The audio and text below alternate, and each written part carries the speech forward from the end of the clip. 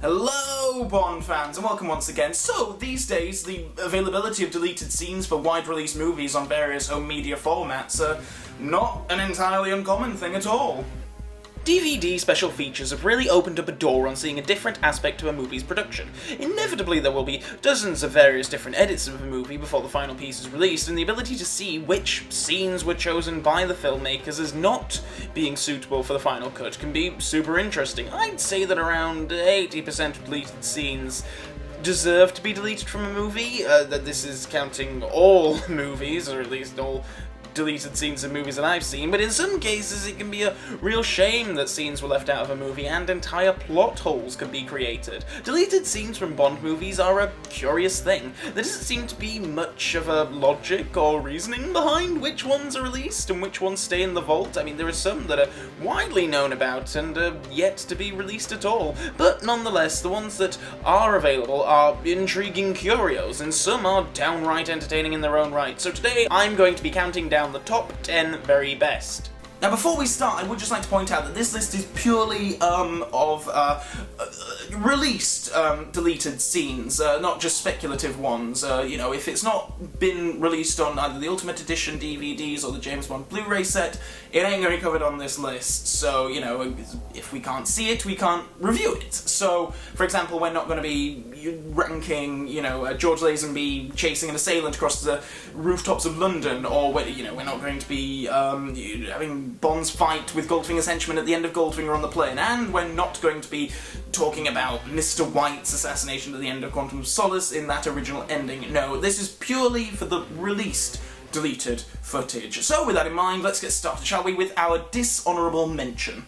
Okay, so how can one particular deleted scene be worse than any other? Well, by my standards, this is the one deleted scene above all the others that was deservingly cut from the movie. It's from the pre-title sequence of The World Is Not Enough, and it's a short scene introducing Renard as the sniper who saved Bond's life in the bank.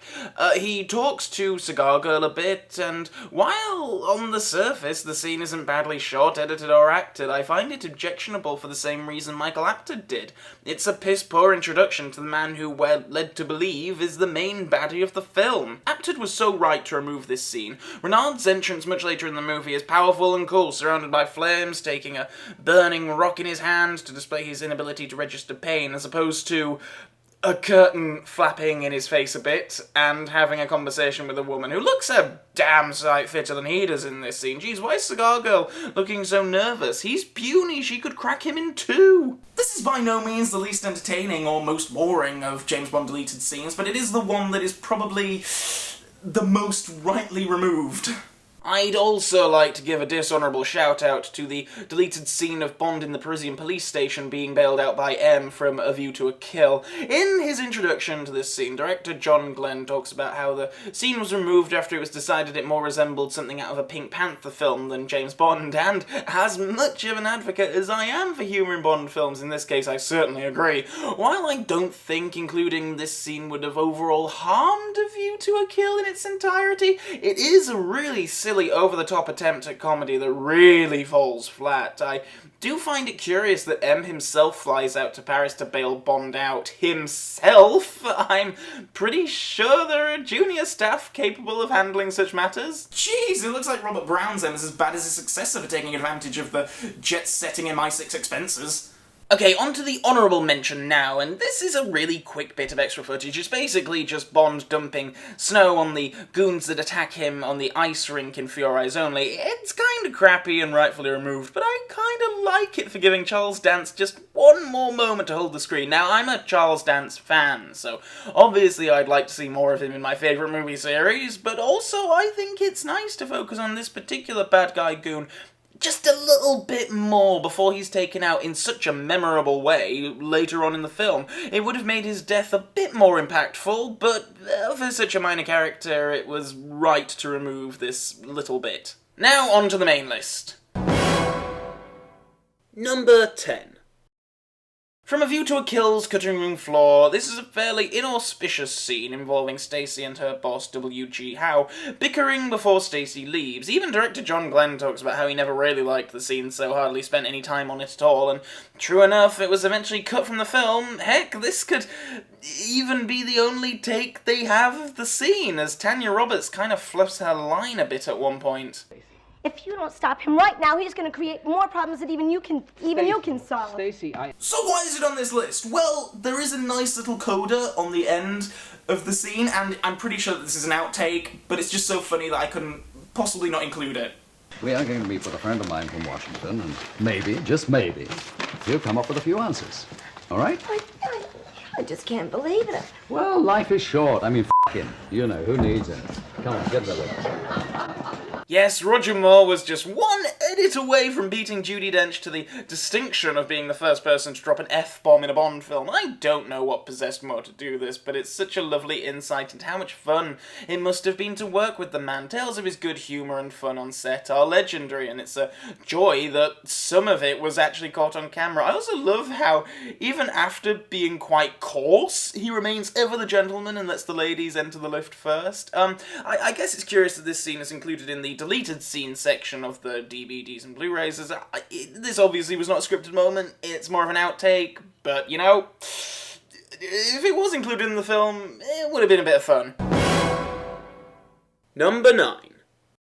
Now, this is one of the more well-known Bond film deleted scenes, and it's easy to see why. Sammy Davis Jr. was almost in Diamonds Are Forever as himself? It's just a bit of dialogue at the White House casino with Burt Saxby, and it's easy to see why this scene was cut. It doesn't do anything, but why was it filmed in the first place? I mean, yeah, sure, Sammy Davis Jr. is synonymous with the Las Vegas lifestyle, but celebrity cameos like this are really not something the series has ever indulged in. I mean, yeah, Madonna was in Die Another Day, but she was playing a character. She wasn't playing herself. It wasn't as if Bond walked up to Madonna and said, "Oh, hello, Madonna, I love your work." I mean, heck, it's rare if a Bond film ever even acknowledges or comments on popular culture at all.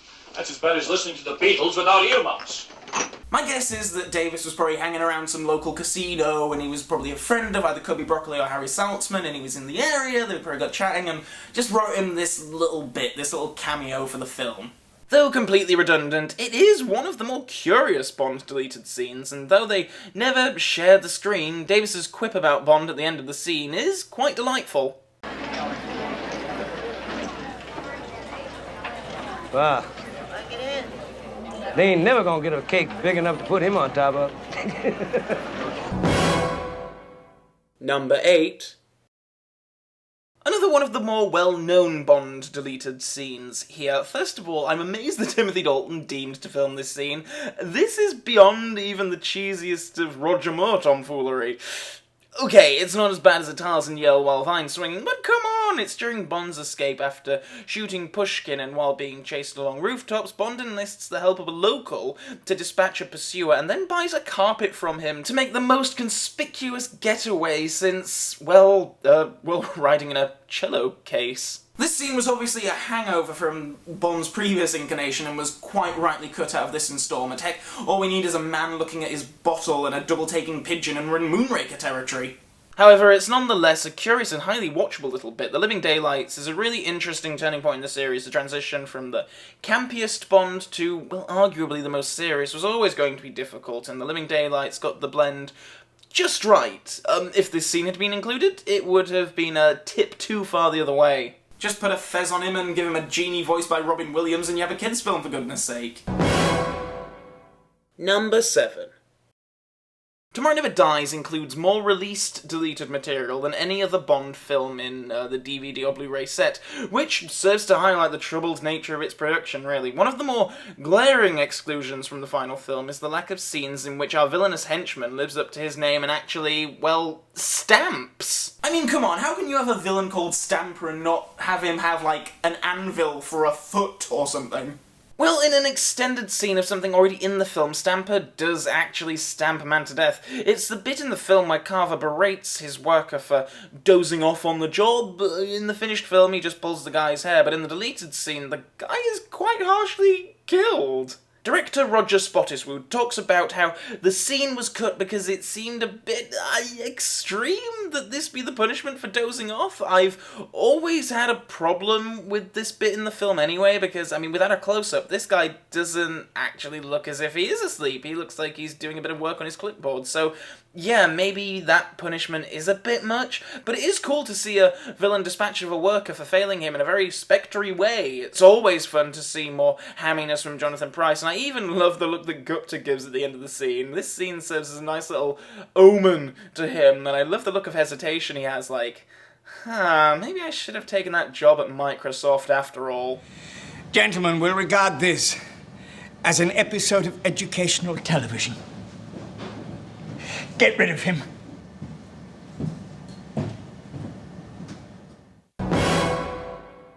Number 6.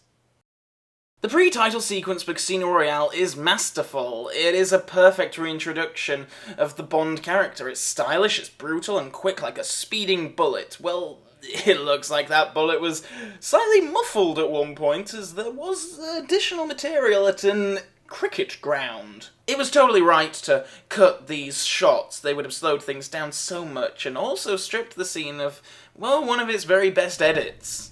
Your file shows no kills, and it takes 2. Compare this to the alternate version. Your file shows no kills, and it takes 2.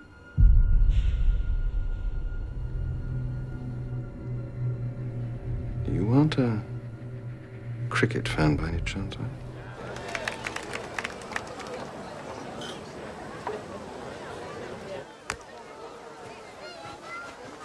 Yeah, it just doesn't look as good, does it? Nonetheless, it's cool seeing more of Craig's Bond in action as he stalks the assailant, but there's something more, Michael Myers or Jason Voorhees about this than Secret Agent. Is Jamie Lee Curtis hiding around here somewhere? Number 5. Okay, this is the point in the list where it kind of shifts gears a little bit. Everything from this point onwards, I think, should have actually been included in the final film. The previous few that we've gone through on this list, I think, quite rightly, justifiably cut. The films are better minus those scenes, whereas from this point onwards, perhaps controversially, I think that these scenes would have improved their respective movies. So with that, let's move right on to number 5. There are several deleted Q branch gags present on the Blu-ray set. Most of them I'm really glad were cut, especially this silly scene involving some woman's hair standing on end from The World Is Not Enough. But one that I really wish was included in the film is Bond receiving a Jaguar. It's a corny gag, but I love it regardless. Right, now pay attention, 007. Your new car.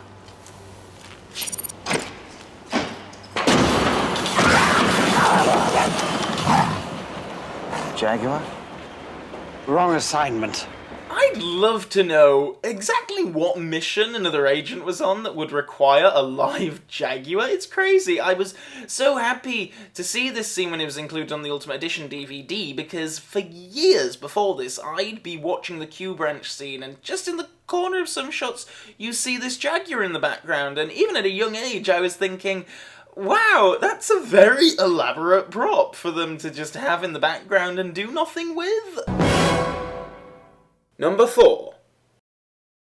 I am making sure there are no bugs in the program. My practicing will help prevent an even bigger accident. I crush bugs. And probably eat them. You leave tonight. And in 72 hours, you will see if I have to call an exterminator. I've said time and time and time and time and time and time and time and time and time and time again that you're probably sick of me saying it, but I strongly believe that GoldenEye has the best ensemble of villains of any Bond film ever. You have Trevelyan, Xenia, Ourumov and Boris, just a wonderful, colourful collection of characters. And, of course, I'm going to lap up any extra scenes that I can have, including any of those characters. It's a real shame that the 4 of them never had a scene entirely together, but this particular scene from the deleted scenes of GoldenEye gave us a character pair-up absent from the final film.